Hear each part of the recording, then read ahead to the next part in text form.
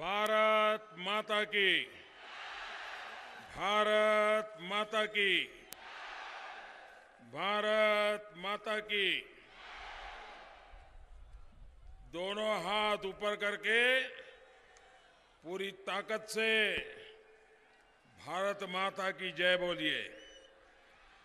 भारत माता की, भारत माता की। म्यार पिथौरागढ़ में आइनाक सभी भाइयों बहनियों, आमा बुबू बुजुर्ग नानतीनो सब नहीं के मेरो नमस्कार। और पहलाग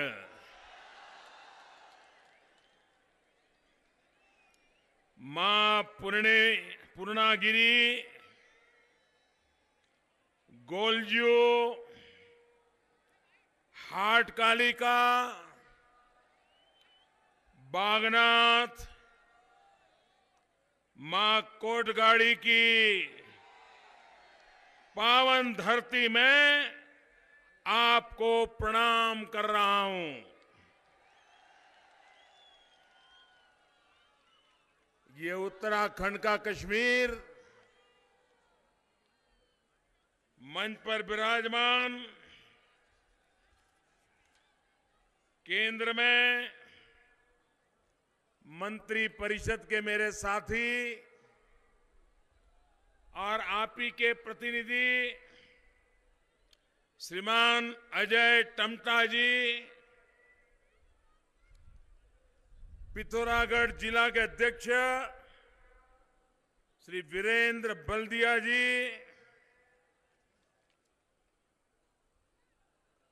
संसद में मेरे साथी यहां के पूर्व मुख्यमंत्री, सेवा भाव यही उनका जीवन है, ऐसे श्रीमान भगत सिंह कोश्यारी जी, श्री केदार जोशी जी, श्री राजेंद्र भंडारी जी, श्री धन सिंह धामी जी, पिथौरागढ़ से भाजपा के उम्मीदवार श्री प्रकाश पंत जी, प्रकाश इधर आइए, डीडीहाट से भाजपा उम्मीदवार श्री बिशन सिंह जी चुफाल जी,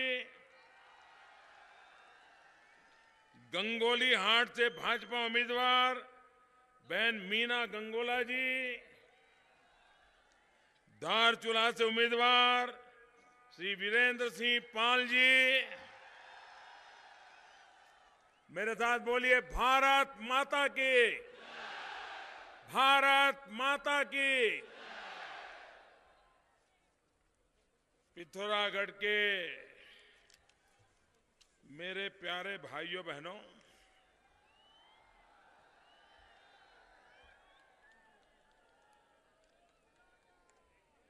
अब दिखाई दे रहा है? मैंने पर्दा हटा दिया।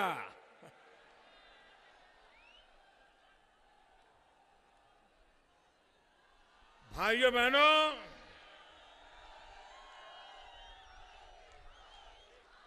सभाएं तो मैंने बहुत देखी हैं, कई सभाओं में संबोधन करने का सौभाग्य भी मिला है, लेकिन ये 6 मंजिला सभा मैं पहली बार देख रहा हूं।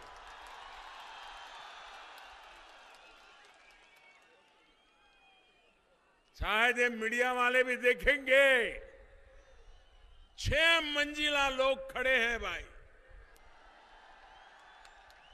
ये आप इतना दूर दूर खड़े हैं, मुझे देख तो पाते होंगे, लेकिन सुनाई भी देता है क्या? आज पिथौरागढ़ ने कमाल कर दिया जी। और मैं हेलीपैड से यहां तक आ रहा था पूरा रास्ता भी खींचोखींच लोगों का भरा हुआ था जी। इतनी बड़ी तादाद में आप मुझे आशीर्वाद देने आए, हमारे उम्मीदवारों को आशीर्वाद देने आए, हमारी पार्टी को आशीर्वाद देने आए। इसके लिए मैं आपका बहुत बहुत आभारी हूं। भाइयों बहनों, उत्तराखंड के चुनाव प्रचार की ये मेरी आखिरी सभा है। आज 12 फरवरी है। आज 12 फरवरी को पिथौरागढ़ की इस मैदान से आप सब संकल्प कर रहे हैं, ये दागी सरकार को उखाड़ फेंकने का।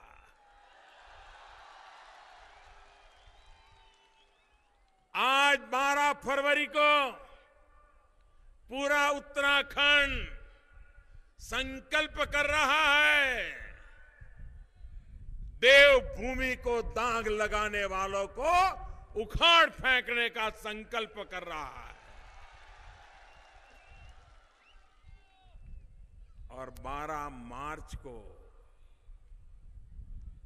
एक महीने के बाद, ये सरकार भूतपूर्व बन जाएगी, भूतपूर्व। और 11 मार्च को दोपहर 2:30-3 बजे तक अभूतपूर्व नतीजे भी आ जाएंगे और भारतीय जनता पार्टी की सरकार उत्तराखंड में बन जाएगी। भाइयों बहनों, ये उत्तराखंड की धरती वीरों की धरती है, वीर माताओं की धरती है, त्याग और बलिदान की भूमि है। ये पिथौरागढ़, शायद यहां कोई घर ऐसा होगा जहां का बेटा मां भारती की रक्षा के लिए फौज में जाकर के सीमा पर तैनात न हुआ हो, ऐसा शायद कोई परिवार नहीं।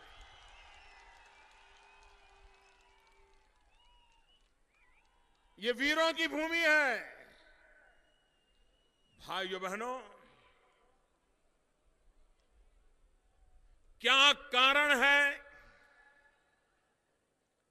कि उत्तराखंड का विकास नहीं हुआ? अटल बिहारी वाजपेयी जी ने 3 राज्य बनाए,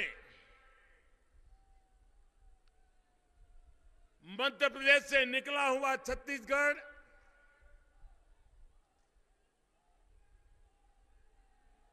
बिहार से निकला हुआ झारखंड और उत्तर प्रदेश से निकला हुआ उत्तराखंड। लेकिन भाइयों बहनों, क्या कारण है कि छत्तीसगढ़ आज प्रगति की ऊंचाइयों पर पहुंच गया, आज झारखंड विकास की ऊंचाइयों पर पहुंच गया, लेकिन मेरा उत्तराखंड नीचे ही चला जा रहा है, नीचे ही चला जा रहा है? इसके लिए कौन जिम्मेवार है?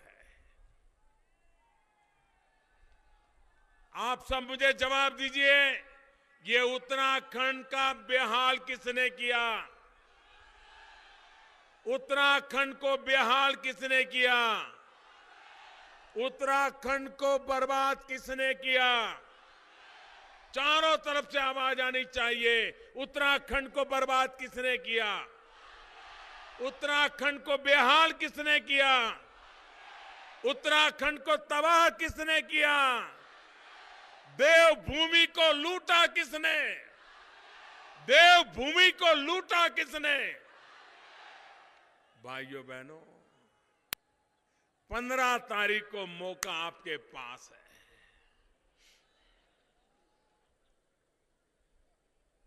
आपकी उंगली में वो ताकत है कि आप उत्तराखंड के लूटने वालों को कड़ी से कड़ी सजा दे सकते हैं।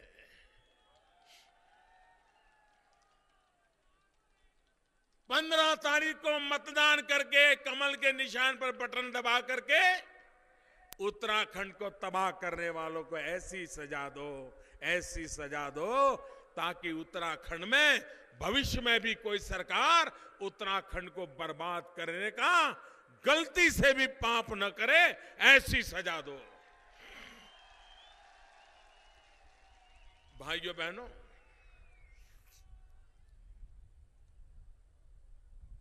उत्तराखंड में से पलायन बहुत होता है, नौजवान चला जाता है। उत्तराखंड की जवानी और उत्तराखंड का पानी उत्तराखंड के काम नहीं आ रहा है। यहां की जवानी, यहां का पानी उत्तराखंड के काम आए, ये सपना लेकर के हम काम करना चाहते हैं। भाइयों बहनों,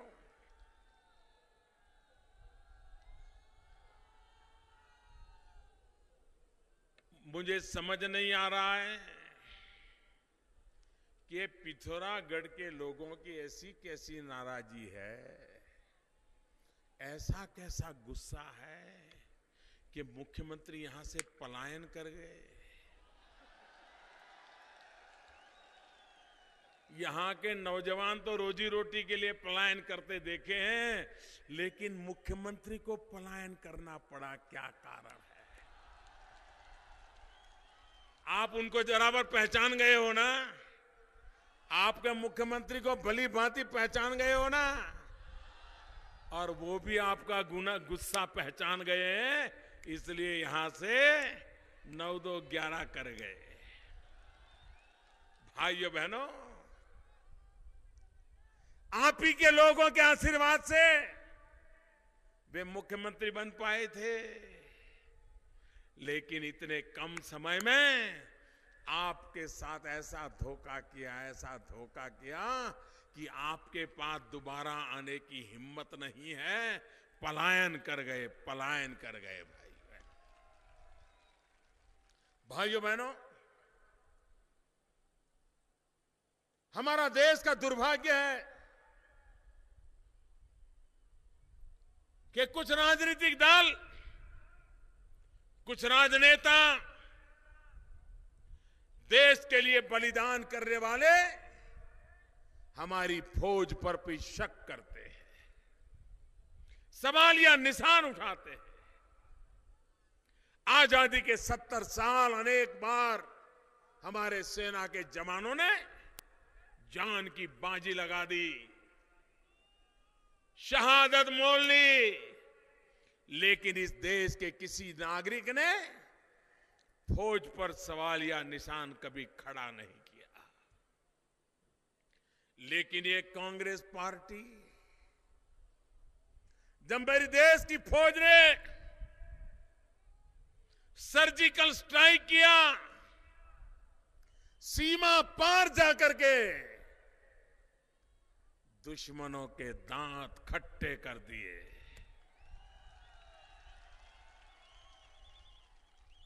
उनके सारे इरादे चकनाचूर कर दिए, और मेरे फौज के सारे बहादुर पराक्रमी जवान एक भी का नुकसान हुए बिना जिंदा लौट आए। मिलिट्री के इतिहास की एक बहुत बड़ी घटना है। दुनिया की सुरक्षा एजेंसियां इसका अध्ययन कर रही है कि भारत की पराक्रमी सेना ने सीमा पार जाकर के अद्भुत काम कैसे किया। लेकिन मेरे देश में सवाल कर रहे हैं, मोदी जी बताओ, मोदी जी बताओ, ये सर्जिकल स्ट्राइक हुआ था कि नहीं हुआ था? किस इलाके में गए थे? कितने लोग गए थे? कितने दूर गए थे? कितनी गोलियां लेकर के गए थे? कितने लोगों को मार के आए थे? वहां तक गए थे तो हमारा एक भी मरा क्यों नहीं? ये कांग्रेस के लोगों को शोभा देता है क्या भाइयों? आप मुझे बताइए, शोभा देता है क्या?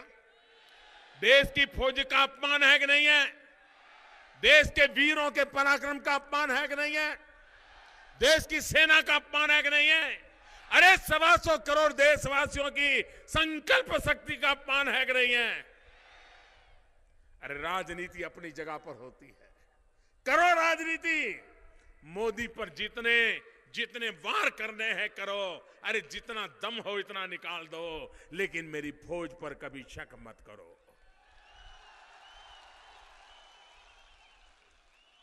उनके पराक्रम पर शक मत करो। भाइयों बहनों, जब मैंने 2014 के लोकसभा के चुनाव में उत्तराखंड के भ्रमण पर आया था, उस समय तो मुझे पिथौरागढ़ आने का मौका नहीं मिला, दूसरे स्थान पर गया था। उस जनसभा में मैंने कहा था कि भारतीय जनता पार्टी की दिल्ली में सरकार बनेगी, हम 1 रैंक 1 पेंशन लागू करेंगे। भाइयों बहनों, 40 साल से लटका हुआ सवाल, 40 साल, और दिल्ली में बैठी हुई केंद्र सरकार वो सिर्फ सर्जिकल स्ट्राइक का ही मजाक उड़ाती है ऐसा नहीं, उन्होंने मेरे फौजियों की जिंदगी का भी मजाक उड़ाया था। कोई काम हो न हो वो तो बात का विषय है, लेकिन जब कोई मांग कर रहा है तो सरकार ने कम से कम उसका अध्ययन करना चाहिए कि नहीं करना चाहिए? भाइयों जरा मुझे बताइए, अध्ययन करना चाहिए कि नहीं करना चाहिए? बारीकी से जांच करनी चाहिए कि नहीं करनी चाहिए? जवान क्या मुद्दा उठा रहे हैं उसको समझने का प्रयास करना चाहिए कि नहीं करना चाहिए? अगर ये समस्या है तो समस्या का मूल ढूंढना चाहिए कि नहीं ढूंढना चाहिए? और समस्या का समाधान करने के लिए क्या क्या करना पड़ेगा उसके लिए सोचना चाहिए कि नहीं सोचना चाहिए? आपको जानकर के हैरानी होगी, और यहां बहुत सारे फौजी परिवार बैठे हैं, आपको जानकर के हैरानी होगी, जब आकर के मैंने जांच की, 40 साल हो गए, एक भी कांग्रेस की सरकार ने 1 रैंक 1 पेंशन है क्या? इसके लाभार्थी कौन है? उनकी संख्या कितनी है? आर्थिक खर्च कितना बढ़ेगा? एक भी विषय की जांच नहीं की थी, फाइल में कोई चीज उपलब्ध नहीं है। 40 साल तक जो लोग फौजियों की समस्या को समझने के लिए तैयार नहीं, कागज पर जांच करने के लिए तैयार नहीं, इससे बड़ा मेरे फौज के लोगों का अपमान क्या हो सकता है? हम आए, कांग्रेस पार्टी ने फौजियों को 1 रैंक 1 पेंशन के लिए, जब मैंने सितंबर 2000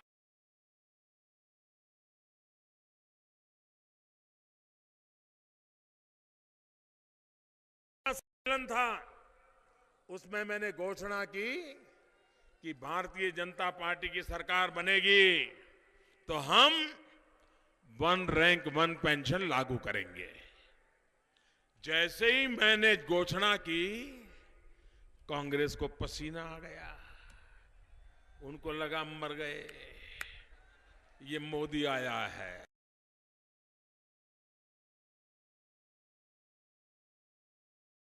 में जब बजट आया तो बजट में 500 करोड़ रुपया डाल दिया, वन रैंक वन पेंशन के लिए 500 करोड़। और उनके नेता जगह जगह पर जाकर के फौजियों के सम्मेलन करने लगे, देखो कांग्रेस ने वन रैंक वन पेंशन लागू कर दिया, वन रैंक वन पेंशन लागू कर दिया। मैं आया, सरकार में बैठा, मैंने जांच पड़ताल शुरू की। मैंने कहा भाई देखो क्या है, मैं वादा करके आया हूं। मेरे फौज के परिवारों, आपको जान करके आश्चर्य होगा, ये ऐसा मजाक इन्होंने उड़ाया था फौज का, मेरे निवृत्त सैनिकों का ऐसा मजाक उड़ाया था। 500 करोड़ जब मैंने देखा तो कितना खर्च होगा, तब वन रैंक वन पेंशन लागू पड़ेगा। ओआरओपी लागू करना है तो 500 करोड़ से कुछ नहीं होना था। जब हिसाब निकाला तो करीब करीब 12,500 करोड़ रुपया। कितना? 12,500 करोड़। कितना कितना? जरा जोर से बोलिए। 12,500 करोड़ रुपया जब खर्च करेंगे तब ओआरओपी लागू होता है। आप मुझे बताइए, 500 करोड़ लिख करके ये फौज की मजाक उड़ाई थी कि नहीं उड़ाई थी? फौज को अपमानित किया था कि नहीं किया था? हमने तय किया हम लागू करेंगे, लेकिन सरकार के खजाने में इतनी बड़ी रकम एक मुश्त देना मुश्किल होता है। तो मैंने फौज के लोगों को बुलाया, निवृत्त सैनिकों को बुलाया, मैंने उनसे बात की। मैंने कहा भाई मुझे ओआरओपी देना है, लेकिन मुझे आपकी मदद चाहिए। 1 मिनट नहीं लगाया मेरे फौजियों ने, 1 मिनट नहीं लगाया। उन्होंने कहा साहब हम तो जिंदगी से खेलने वाले लोग हैं, और भारत का प्रधानमंत्री हमसे मदद मांगे और हम इंतजार करें, बोले आप जो कहें वो मदद करने के लिए तैयार है। मैंने उनसे कहा कि देखो भाई, एक साथ इतनी बड़ी रकम नहीं दे पाऊंगा, मुझे देना है, लेकिन 3 या 4 किस्त में देना चाहूंगा, आपकी मुझे सहमति चाहिए। भाइयों बहनों, आज मैं गर्व से कहता हूं 40 साल से सवाल लटका था, लेकिन मेरे फौजियों को जब मैंने कहा 1 मिनट लगा, 1 मिनट में उन्होंने कह दिया साहब आपने एक बार कह दिया, हमारा आप पर भरोसा है, आप आगे बढ़ो। देखिए ये मेरे फौज के लोगों का मिजाज देखिए, और हमने लागू किया। अब तक करीब करीब 6,500 करोड़ रुपया हमने दे दिया, और बाकी जो है वो भी आने वाले इस बजट के दरमियान आपको मिल जाएगा। ये काम ऐसे होता है भाई। इतना ही नहीं, जब 7वां पे कमीशन का रिपोर्ट आया, पे कमीशन में लिखा हुआ नहीं था, हमारी सरकार ने निर्णय किया कि 7वां पे कमीशन हमारे फौजियों को पुराने नियमों से लागू नहीं करेंगे। वन रैंक वन पेंशन के बाद उसका जो तनख्वाह है उसके हिसाब से उनका 7वां पे कमीशन भी लागू करेंगे। मेरे निवृत्त फौजियों को डबल फायदा हो गया, एक ओआरओपी का और दूसरा 7वें पे कमीशन का अधिक बढ़ोतरी का फायदा।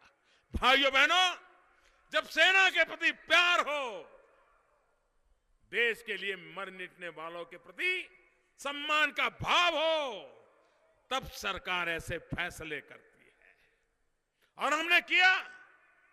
भाइयों बहनों, हमारे देश में जो लोग मेरे भाषण सुनते होंगे, यहां तो लोगों को पता होगा क्योंकि फौज के परिवार है यहां। लेकिन जो टीवी पर सुनते होंगे उनको आश्चर्य होगा जो मैं बात बताने जा रहा हूं। फौजी सेना में लड़ाई लड़ता है, घायल हो जाता है, शरीर का कोई अंग बेकार हो जाता है, वो निवृत्ति के लिए घर आता है। बाद में डॉक्टर तय करते हैं कि उसकी इंजरी 20% है, 30% है, 40% है, 50% है, 60% है, 70% है, 80% है, 90% है, 100% है, और उसके हिसाब से उसको आर्थिक मदद दी जाती है। और ज्यादातर फौजियों के कोर्ट कचहरी में केस चल रहे हैं। वो कहता है मेरा तो नुकसान 50% का है, डॉक्टर 10% लिखता है, मुझे जो मदद मिलनी चाहिए मिलनी नहीं है। सरकार के साथ उसका झगड़ा चलता रहता है, निवृत्त होने के बाद भी चिट्ठी चपाटी चलती रहती है। हमने आकर के एक बड़ा फैसला कर लिया। हमने कहा ये 10, 20, 30, 40, 50, 60, 70 ये चक्करबाजी बंद। अब अगर वो घायल है तो उसको 50% तुरंत मान लिया जाएगा। दूसरा 50 से 75 और तीसरा 75 से 100। भाइयों बहनों, इसके कारण फौजियों की सारी समस्याओं का सालों से लटकी पड़ी है उसका समाधान कर दिया। इस प्रकार से काम करते हैं भाइयों बहनों। हमारे फौजी घायल होते हैं, उनके परिवारों की आरोग्य की सुविधा, दूर दूर जाना पड़ता है और फिर भी सुविधा मिलती नहीं। हमने आकर के देश के अलग अलग कोने में 500 नए अस्पताल एम्पैलन कर दिए ताकि हमारा फौजी उन अस्पतालों में जाकर के भी अगर बीमार है तो सारवार ले सकता है, निवृत्त फौजी सारवार ले सकता है, निवृत्त फौजी का परिवार सारवार ले सकता है, कैशलेस सारवार ले सकता है। ये काम हमने करके दिखाया, आते ही निर्णय कर लिया। भाइयों बहनों, हमारे यहां हवालदार तक के जो फौजी होते हैं, हवालदार तक के निवृत्त होने के बाद भी अगर उसकी बेटी की शादी हो तो उसको 16,000 रुपया दिया जाता है, ताकि देश के लिए जी करके आया है, निवृत्त हुआ है, हवालदार ही रहा है, आय भी बहुत कम है, बिटिया की शादी कैसे करेगा। भारत सरकार 16,000 रुपया देती थी। हमने आकर के तय किया वक्त बदल चुका है, अब 16,000 से कुछ काम नहीं होगा। हमने आते ही बिटिया की शादी अगर फौजी की बेटी की है तो रकम 16,000 से 3 गुना कर दी, 3 गुना कर दी, 3 गुना कर दी भाइयों बहनों, ताकि मेरे फौजी, मेरा निवृत्त फौजी, उसको परिवार की चिंता, उसमें बोझ हल्का करने में सरकार भी सक्रियता से काम करे। भाइयों बहनों, हमारे फौजियों के कल्याण के लिए योजनाएं चलती है और योजनाओं के तहत हमारे फौजियों को अलग अलग मदद मिलती है। भाइयों बहनों, रक्षा मंत्री के विवेकाधीन जो फंड रहता है उससे जो पहले मदद दी जाती थी, हमने आकर के देखा कि निवृत्त फौजियों की संख्या इतनी है, इतनी रकम से हमारे निवृत्त फौजियों का भला नहीं हो सकता। हमने आकर के रक्षा मंत्री के विवेकाधीन जो रकम थी उसको भी 4 गुना कर दिया, 4 गुना, ताकि मेरे फौजियों के परिवार को मदद मिले। एक बड़ा काम किया है जो आने वाले युगों तक देश में फौज से जुड़े हुए लोग याद रखेंगे। फौजी जब रिटायर्ड होता है, छोटी आयु में रिटायर्ड होता है, जाकर के नौकरी तलाशता है, काम तलाशता है, लेकिन उसको जल्दी काम नहीं मिलता है। हमने एक ऐसा रास्ता खोजा है और यहां हर नौजवान ये सुनकर के उसको खुशी होगी। हमने एक ऐसी योजना बनाई है कि जब फौजी को निवृत्त होना है, उसका 1 साल जब बाकी होगा, तब उसकी रुचि के अनुसार स्किल डेवलपमेंट किया जाएगा, स्पेशल ट्रेनिंग की जाएगी और फौज के बाहर नौकरी के लिए जिस प्रकार की स्किल चाहिए वो उसको स्किल सिखाई जाएगी, उसको ऑफिशियल सर्टिफिकेट दिया जाएगा और ताकि वो निवृत्त होकर के जैसे ही निकलेगा वो सर्टिफिकेट, वो अनुभव उसको जिंदगी को आगे जीने के लिए काम आ जाएगा, कहीं तो भी उसको काम मिल जाएगा। भारत सरकार के स्किल डेवलपमेंट के साथ मेरे फौजियों के लिए काम किया है। भाइयों बहनों, अकेले छोटा सा मेरा उत्तराखंड, अकेले उत्तराखंड में 1 लाख निवृत्त फौजियों को ये सारे लाभ मिल रहे हैं। 1 लाख परिवारों को फायदा जा रहा है। आप कल्पना कर सकते हैं, इतने कम समय में कोई सरकार इतने बड़े फैसले एक फौज के लोगों के लिए कर ले, उस सरकार के दिल में फौज के लिए कितना आदर होगा, उस भारतीय जनता पार्टी के दिल में फौज के लिए कितना आदर होगा, वो प्रधानमंत्री के मन में फौज के लिए कितनी श्रद्धा होगी, तब जाकर के ऐसे निर्णय होते हैं। भाइयों बहनों, हमारे जवान तो फौज में होते हैं,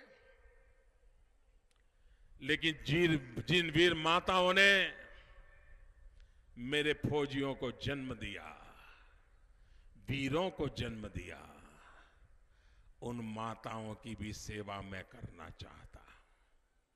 उन माताओं की सेवा करना मैं मेरे जीवन का सद्भाग्य मानता। ऐसी मां की सेवा जिसने अपने संतानों को मातृभूमि के लिए दे दिया है, उन माताओं की मैं जितनी सेवा करूं उतनी कम है। भाइयों बहनों, हमारे देश में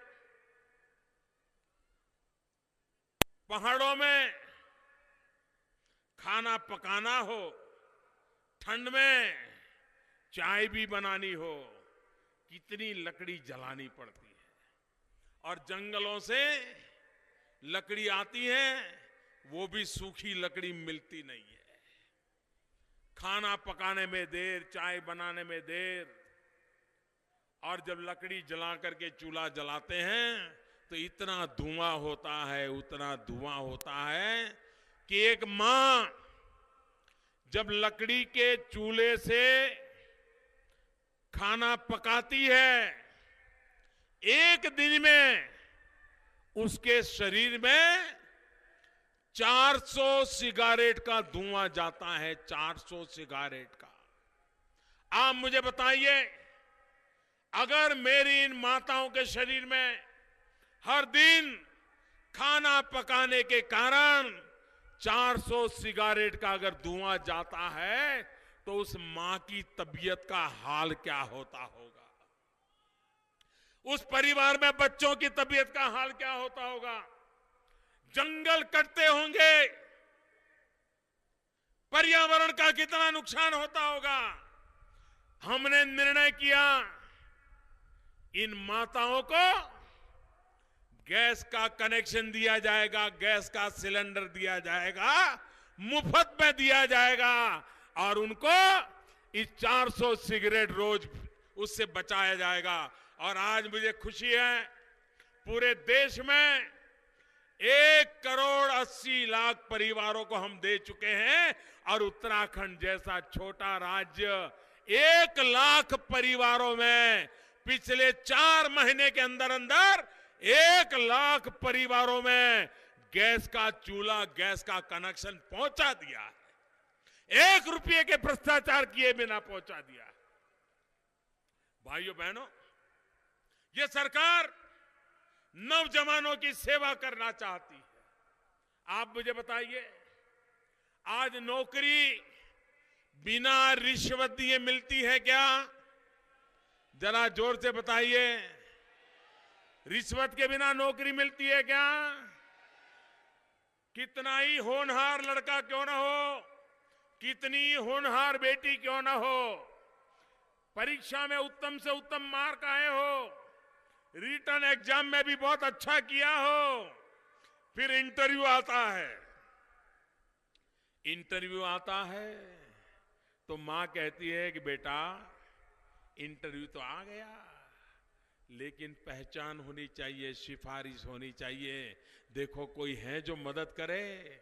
तो पूरा परिवार लग जाता है कि बेटे का इंटरव्यू आया है, बेटी का इंटरव्यू आया है, कहीं कोई पहचान वाला मिल जाए, कोई बिचौलिया मिल जाता है, कहता है नौकरी दिलवा दूंगा 2 लाख दे दो, नौकरी दिलवा दूंगा 5 लाख दे दो।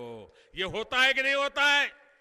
और गरीब मां अपने गहने बेच करके, अपना मंगलसूत्र गिरवी रख करके, गरीब बाप अपनी जमीन गिरवे रख करके 2 लाख 5 लाख रुपया रिश्वत में देता है, और तब जाकर के इंटरव्यू से वो निकल करके नौकरी पाता है।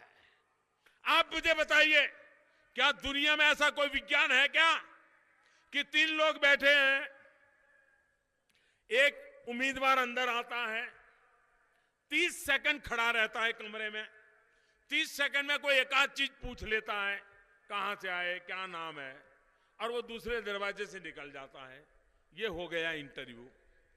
क्या दुनिया में ऐसा कोई विज्ञान है क्या कि 30 सेकंड में आपको पूरी तरह जान ले? जान सकते हैं क्या? 30 सेकंड में कोई जान सकता है क्या? ये इंटरव्यू फरेब है कि नहीं है? फरेब है कि नहीं है? देखने के मात्र काम करते हैं, लेकिन जो पैसे मिले हैं उनको ऑर्डर दिया जाता है। भाइयों बहनों, दिल्ली में आपने मुझे प्रधानमंत्री बनाया, मैंने एक ऐसा काम कर दिया, ऐसा काम कर दिया। मैंने कहा वर्ग 3, वर्ग 4, जो सरकार में सबसे ज्यादा नौकरी उसी में होती है, वर्ग और 3 और 4, अब उसकी नौकरी में कोई इंटरव्यू नहीं होगा। लिखित परीक्षा में जो पास होगा कंप्यूटर में जाएगा, कंप्यूटर जो सबसे ज्यादा मार्क वाले लड़के लड़कियां हैं उनको नौकरी का ऑर्डर दे देगी। कोई इंटरव्यू नहीं, कोई करप्शन नहीं, कोई बिचौलिया नहीं, कोई मां बाप को घर बेचने की बारी नहीं। ये काम हो सकता है कि नहीं हो सकता है? करके दिखाया। मेरे नौजवान भाइयों बहनों, ये लूट करने वालों के खिलाफ मेरी लड़ाई का हिस्सा है। कर दिया। हमने उत्तराखंड सरकार को कहा कि आप ये इंटरव्यू बंद करो, ये बिचौलिए बंद करो, ये रुपये खाने वालों की दुकान बंद करो। उत्तराखंड की सरकार ने हमारी बात नहीं मानी। इसलिए भाइयों बहनों, देश को भ्रष्टाचार ने तबाह करके रखा है, काले धन ने बर्बाद करके रखा है। बड़े बड़े लोगों के घर में नोटों के बंडल भरे पड़े थे। लूट के पैसे, चोरी के पैसे, बेईमानी के पैसे। भाइयों बहनों, 8 नवंबर रात को 8 बजे टीवी पर आकर के मैंने कह दिया, लूटने वालों का खेल खत्म।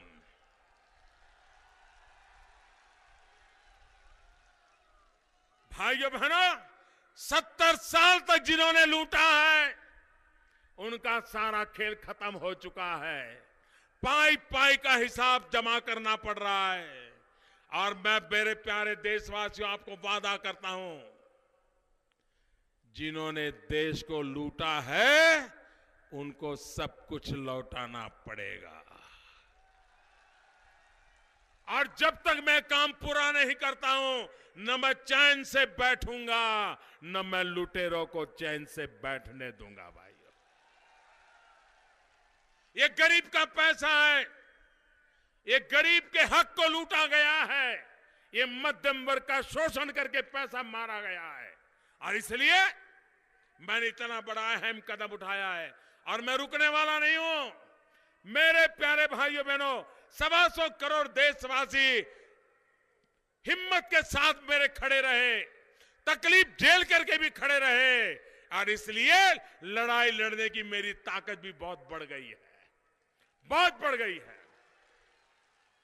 एक एक का हिसाब होने वाला है, कोई बचने वाला नहीं है। और इसलिए भाइयों बहनों, मुझे आपके आशीर्वाद चाहिए। मैं हैरान हूं,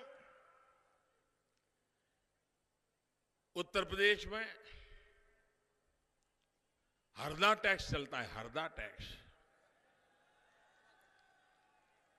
न भारत सरकार में कोई हरदा टैक्स था, न पहले उत्तराखंड में था। एक ऐसे महाशय आ गए, हरदा टैक्स चालू हो गया। मैं हैरान हूं, एक मुख्यमंत्री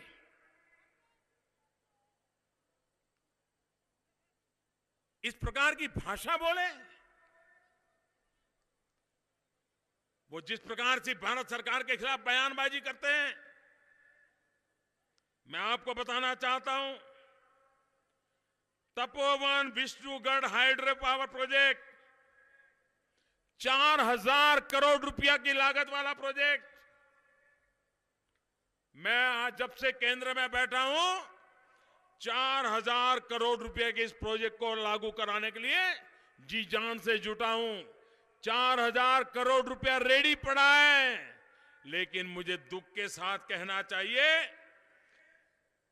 कि उत्तराखंड सरकार ने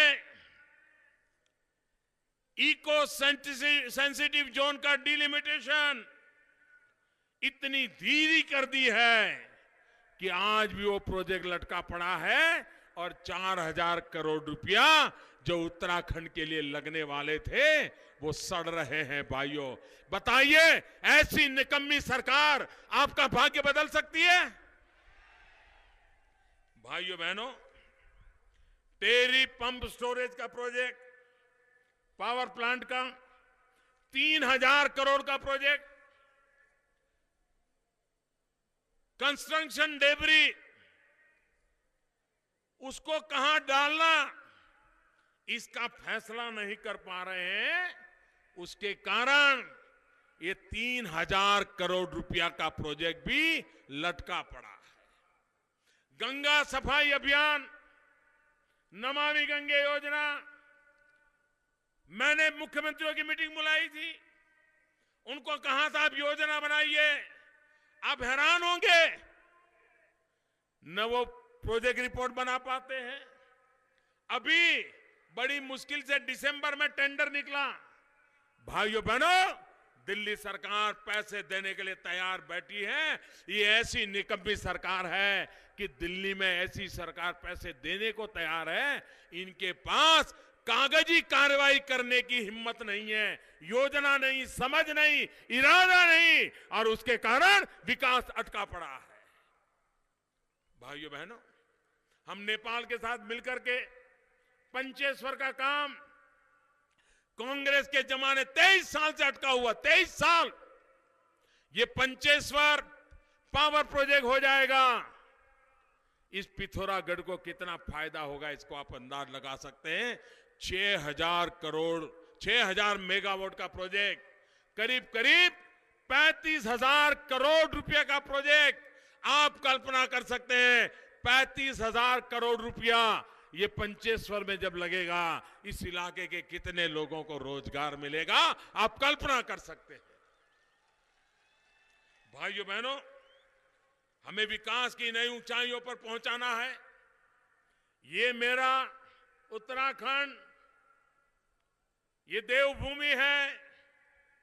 ये उत्तराखंड जहां पहाड़ है, ये उत्तराखंड जहां परमेश्वर का वास है, ये उत्तराखंड जहां भरपूर पानी है, ये उत्तराखंड जहां पर जड़ी बूटी के काम आने वाले उत्तम से उत्तम पौधे हैं, ये उत्तराखंड जहां पर भरपूर उत्तम पर्यावरण है, जिसके पास पहाड़ हो, परमेश्वर हो, पानी हो, पौधा हो, पर्यावरण हो, उस राज्य को पैसों की कभी कमी नहीं हो सकती है। हो आवश्यकता है अच्छी सरकार की, आवश्यकता है उत्तराखंड को समझ करके आगे बढ़ाने वाली अच्छी सरकार है। और इसलिए आपकी ये जो 5 शक्तियां हैं, परमेश्वर का वास है, पहाड़ है, पानी है, पर्यावरण है, पौधे हैं, उसको लेकर के हम ऐसे उत्तराखंड को आगे बढ़ाना चाहते हैं कि जहां पैसा खींच करके चला आएगा और मेरे उत्तराखंड का भाग्य बदल जाएगा। मेरे साथ पूरी ताकत से बोलना है। भाइयों बहनों, चुनाव कब है, मतदान कब है? ऐसे नहीं, पूरी ताकत से बताओ मतदान कब है? कब है मतदान? 15 तारीख। कब है? पक्का मतदान करोगे? औरों से भी मतदान करवाओगे? कमल के निशान पे बटन दबाओगे? उत्तराखंड में उत्तराखंड का भाग्य बदलने वाली भाजपा की सरकार बनाओगे? भाइयों बहनों, इतना आपका प्यार, इतना आशीर्वाद, मैं आपका बहुत बहुत आभारी हूं। मेरे साथ पूरी ताकत से बोलिए, भारत माता की। पूरी ताकत से बोलिए, भारत माता की, भारत माता की, भारत माता की। बहुत बहुत धन्यवाद।